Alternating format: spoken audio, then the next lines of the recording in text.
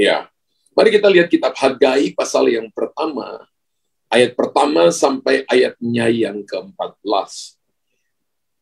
Kitab Hagai pasal yang pertama, ayat pertama, sampai ayat yang ke-14, ajakan untuk membangun kembali bait suci. Pada tahun yang kedua, zaman Raja Darius, dalam bulan yang ke-6 pada hari pertama bulan itu, datanglah firman Tuhan dengan perantaraan Nabi Hagai kepada Serubabel bin Sealtiel, Bupati Yehuda, dan kepada Yosua bin Yosadak, imam besar, bunyinya. Beginilah firman Tuhan semesta alam. Bangsa ini berkata, sekarang belum tiba waktunya untuk membangun kembali rumah Tuhan. Maka datanglah firman Tuhan dengan perantaraan Nabi Hagai, bunyinya, apakah sudah waktunya bagi kamu untuk mendiami rumah-rumahmu yang dipapani dengan baik, sedangkan rumah ini tetap menjadi reruntuhan? Oleh sebab itu, beginilah firman Tuhan semesta alam. Perhatikanlah keadaan. Kamu menabur banyak, tetapi membawa pulang hasil sedikit. Kamu makan, tetapi tidak sampai kenyang. Kamu minum, tetapi tidak sampai puas. Kamu berpakaian, tetapi badanmu tidak sampai panas. Dan orang yang bekerja untuk upah, ia bekerja untuk upah yang ditaruh dalam pundi-pundi yang berlobang. Beginilah firman Tuhan semesta alam. Perhatikanlah keadaanmu. Jadi naiklah ke gunung, bawalah kayu dan bangunlah rumah itu. Maka aku akan berkenan kepadanya dan akan menyatakan kemuliaanku di situ, firman Tuhan. Kamu mengharapkan banyak, tetapi hasilnya sedikit. Dan ketika kamu membawanya ke rumah, aku menghembuskannya. Oleh karena apa? Demikianlah firman Tuhan semesta alam. Oleh karena rumahku yang tetap menjadi reruntuhan, sedang kamu masing-masing sibuk dengan urusan rumahnya sendiri. Itulah sebabnya langit menahan embunnya dan bumi menahan hasilnya. Dan aku memanggil kekeringan datang ke atas negeri, ke atas gunung-gunung, ke atas gandum, ke atas anggur, ke atas minyak, ke atas segala yang dihasilkan tanah, ke atas manusia, hewan, dan ke atas segala hasil usaha. Lalu Serubabel bin Sealtiel dan Yosua bin Yosadok, imam besar, dan selebihnya dari bangsa itu mendengarkan suara Tuhan Allah mereka, dan juga perkataan Nabi Hagai sesuai dengan apa yang disuruhkan kepadanya oleh Tuhan Allah mereka. Lalu takutlah bangsa itu kepada Tuhan. Maka berkatalah Hagai, utusan Tuhan itu, menurut pesan Tuhan kepada bangsa itu demikian, aku ini menyertai kamu, demikianlah firman Tuhan. Tuhan menggerakkan semangat Serubabel bin Sealtiel, Bupati Yehuda, dan semangat Yosua bin Yosadak, imam besar, dan semangat selebihnya dari bangsa itu. Maka datanglah mereka lalu melakukan pekerjaan pembangunan rumah Tuhan semesta alam, Allah mereka. Perhatikan ayat yang ke-8 dari Hagai 1 ayat yang ke-8. Jadi naiklah ke gunung, bawalah kayu dan bangunlah rumah itu. Maka aku akan berkenan kepadanya dan akan menyatakan kemuliaanku di situ, firman Tuhan. Tuhan suruh supaya mereka, umat Israel, membangun rumah Tuhan. Ya, karena itu tema khotbahnya adalah rumah Tuhan. Orang Israel tanpa rumah Allah, orang Israel tanpa bait Allah, mereka bukan satu bangsa yang utuh. Karena itu Israel selalu berusaha untuk membangun rumah Tuhan. Dan kita bisa dikatakan bahwa kita ini juga adalah Israel secara rohani, yang harus membangun rumah Tuhan. Nah, bait suci itu menjadi pusat ibadah sekarang. Pusat ibadah bangsa Israel. Dalam keadaan reruntuhan, Tuhan menyuruh mereka untuk kembali membangun bait suci ini. Di zaman Darius Tuhan menggerakkan Serubabel, dan Tuhan menggerakkan Yosua bin Yosadak, imam besar pada waktu itu. Dan Tuhan meneguhkan mereka dengan tanda-tanda heran, mujizat, dan penyediaan demi penyediaan Tuhan. Bait suci itu sebagai pusat ibadah bangsa Israel. Dalam keadaan reruntuhan, orang Israel tidak lagi beribadah kepada Tuhan. Ketika bait suci itu runtuh, maka mereka tidak bisa lagi ibadah kepada Tuhan. Kenapa? Karena mereka sibuk membangun rumahnya. Kamu makan tapi tidak sampai kenyang, minum air tapi tidak sampai puas. Kamu membawa pulang banyak tapi kamu taruh dalam pundi-pundi yang berlobang. Alasannya adalah karena mereka mengurus diri mereka sendiri, membangun rumah mereka sendiri, fokus kepada hal-hal duniawi, lebih daripada fokus pada hal-hal sorgawi. Mereka sibuk membangun rumahnya.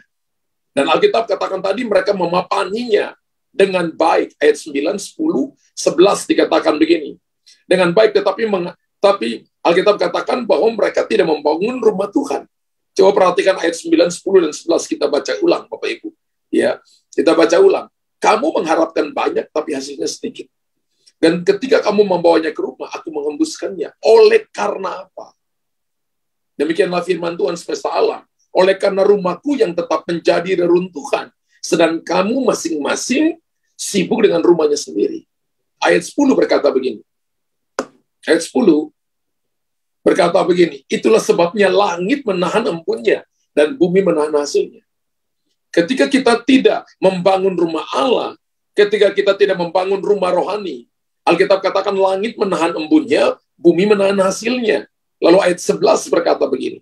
Ayat 11 berkata, ya, dan aku memanggil kekeringan datang ke atas negeri, ke atas gunung-gunung, ke atas gandum, ke atas anggur, ke atas minyak, ke atas segala yang dihasilkan tanah, ke atas manusia dan hewan, dan ke atas segala hasil usaha, ke atas bisnis, semua pekerjaan. Tuhan memanggil kekeringan datang ketika kita tidak membangun rumah Allah. Wow. Kalau Bapak Ibu dan saya baca Hagai pasal 1 ayat 1 sampai ayat 14, dan kita bertanya apa maksud firman Tuhan tersebut, maka ada beberapa alasan ketika pertanyaan seperti itu. Yang pertama, ingat bahwa Yesus membangun rumah di sorga. Yesus memikul salib dan naik ke bukit Golgota. Ia disalibkan dan Tuhan berkenan serta menyatakan kemuliaannya. Alkitab berkata sebelum dia diserahkan, ia menghibur murid-muridnya agar Alkitab katakan jangan gelisah sebab ia sedang menyiapkan rumah di sorga. Dalam Yohanes pasal 14, kalau kita baca ayat 1 sampai ayat yang kedua, Tuhan Yesus berkata, janganlah gelisah hati. Percayalah kepada Allah, percayalah juga kepadaku. Di rumah Bapakku banyak tempat tinggal. Jika tidak demikian, tentu aku mengatakannya kepadamu. Sebab aku pergi ke situ untuk menyediakan tempat bagimu. Ingat bahwa Yesus membangun rumah di sorga bagi saudara dan saya. Yesus mati menebus kita, supaya kita yang tadinya hidup dalam dosa, tadinya kita hidup di dalam dunia, mengikuti keinginan dunia, mengikuti keinginan diri kita, sekarang disediakan tempat ketika kita ditebus oleh darah Yesus, kematian Kristus. Galatia pasal 5 ayat 1 dan 2 berkata begini, kematian Kristus di sorga membebaskan kita daripada segala kutuk.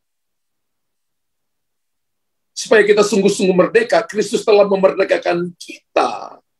Karena itu berdirilah teguh dan jangan mau lagi dikenakan perhambaan. Ketika Yesus mati, ketika saudara dan saya lihat kematian Kristus, darahnya tertumpah, ketika kita terima Yesus sebagai Tuhan dan Juru Selamat, maka roh kita disempurnakan. Dikatakan bahwa Kristus sungguh-sungguh memerdekakan kita. Karena itu kita tidak boleh lagi diperhambakan oleh hal-hal dunia. Hagai pasal yang pertama tadi, Bapak Ibu perhatikan ayat 9, 10, 11. Orang Israel mengejar hal-hal dunia, diperhamba oleh hal-hal dunia. Dan mereka tidak mau membangun bait Allah. Lalu Tuhan berkata ayat 11, aku memanggil kekeringan datang. Ke atas minyak, ke atas anggur, ke atas tanah.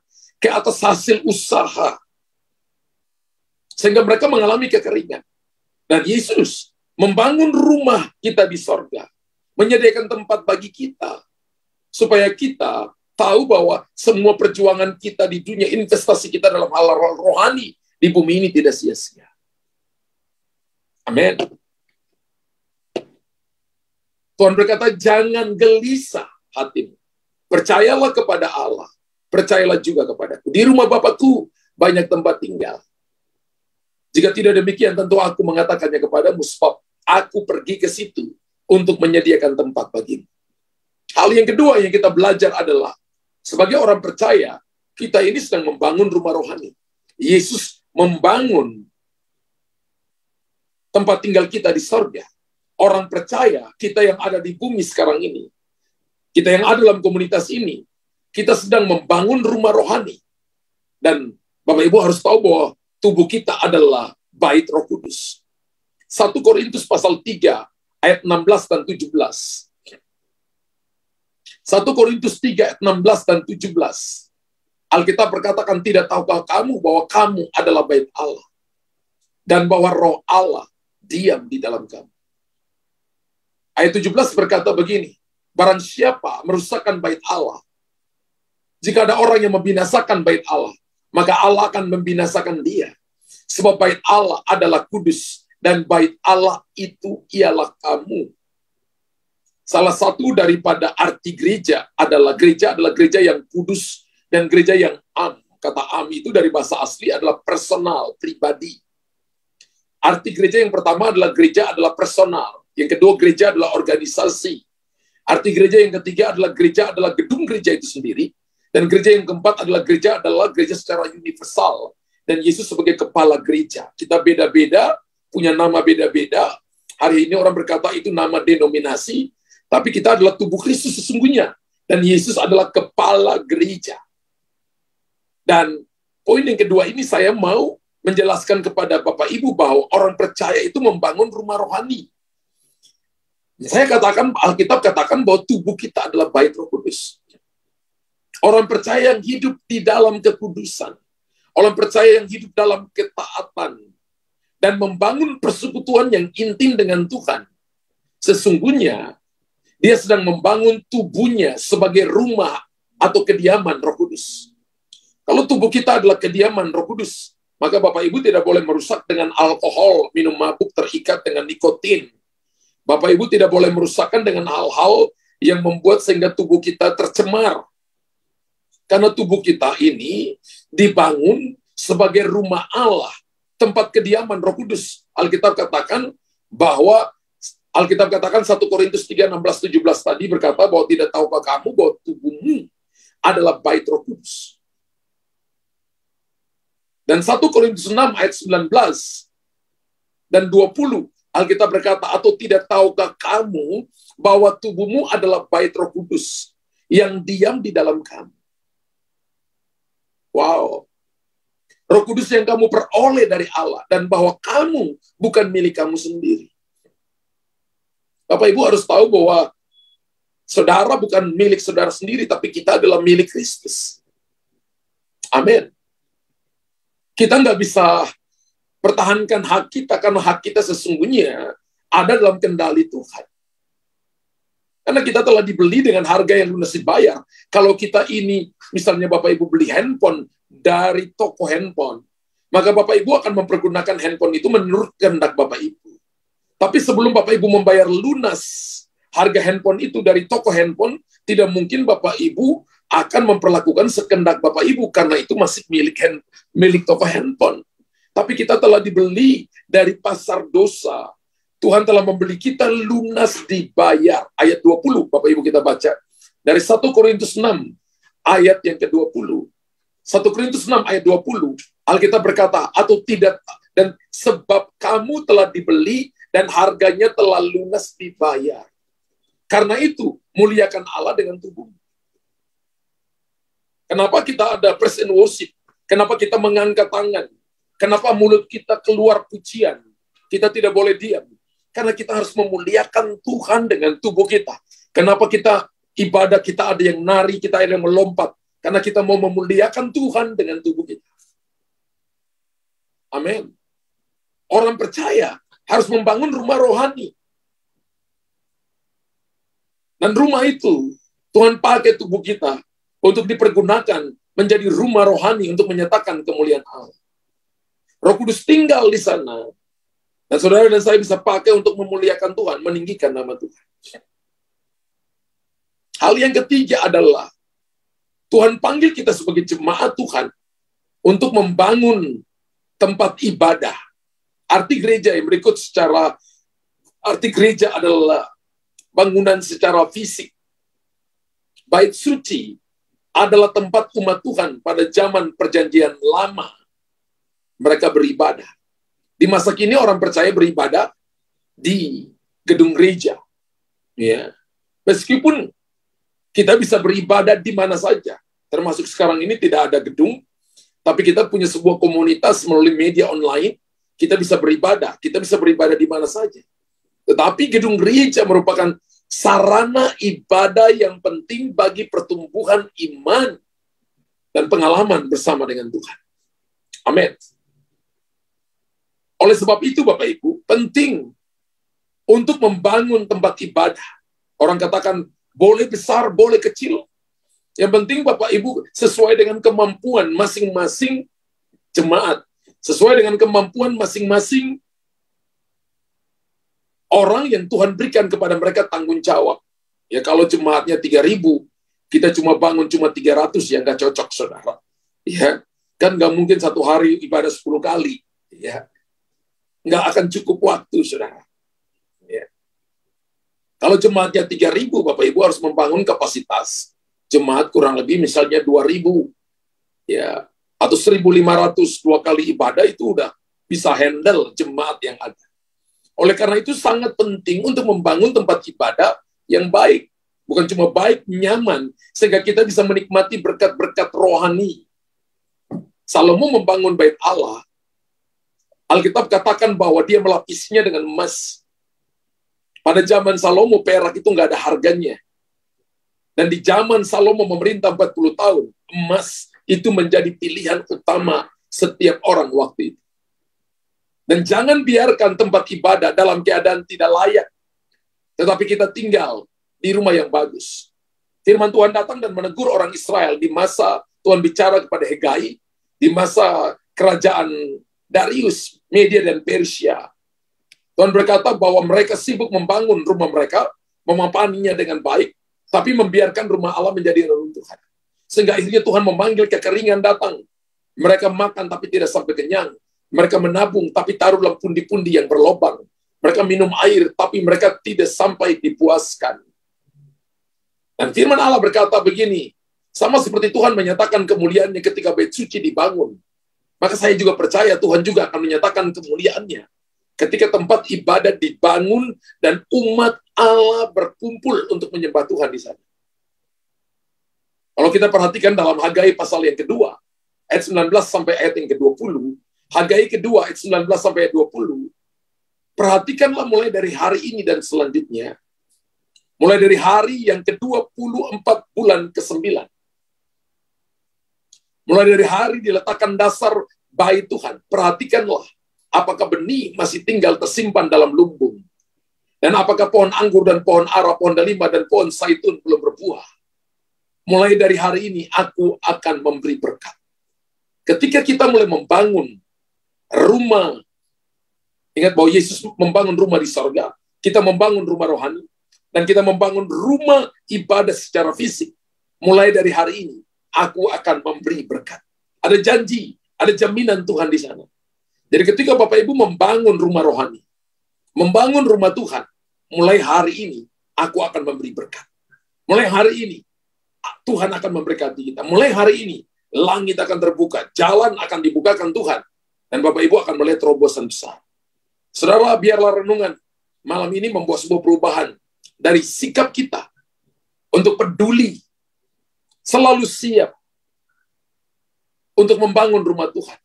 Baik tubuh kita sebagai bait Roh Kudus, maupun gedung gereja sebagai tempat ibadah dan tempat menyembah Tuhan. Kita tidak boleh jadi orang yang masa bodoh, acuh tak acuh. Oh, itu hanya bagian orang yang punya uang.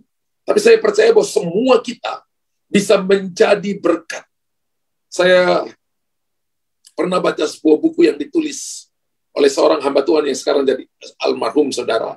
Dia hamba Tuhan dari Korea, Paul Yonggi-cho. Tahun 50-an, dia mau bangun gereja, saudara.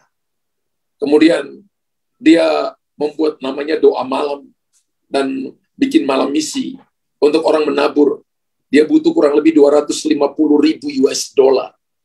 Dia berdoa sudah 7 hari, dia berdoa tidak ada orang yang nabur. Hari berikutnya, ketika dia lagi doa, tiba-tiba ada seorang janda miskin datang dengan satu mangkok dengan satu sepasang sumpit. Datang ke depan, berlutut depan Pastor Yonggi-cho dan berkata, "Pastor, ini satu-satunya harta saya. mangkok makan saya, dan sepasang sumpit saya. Saya mau serahkan ini untuk pembangunan rumah Tuhan.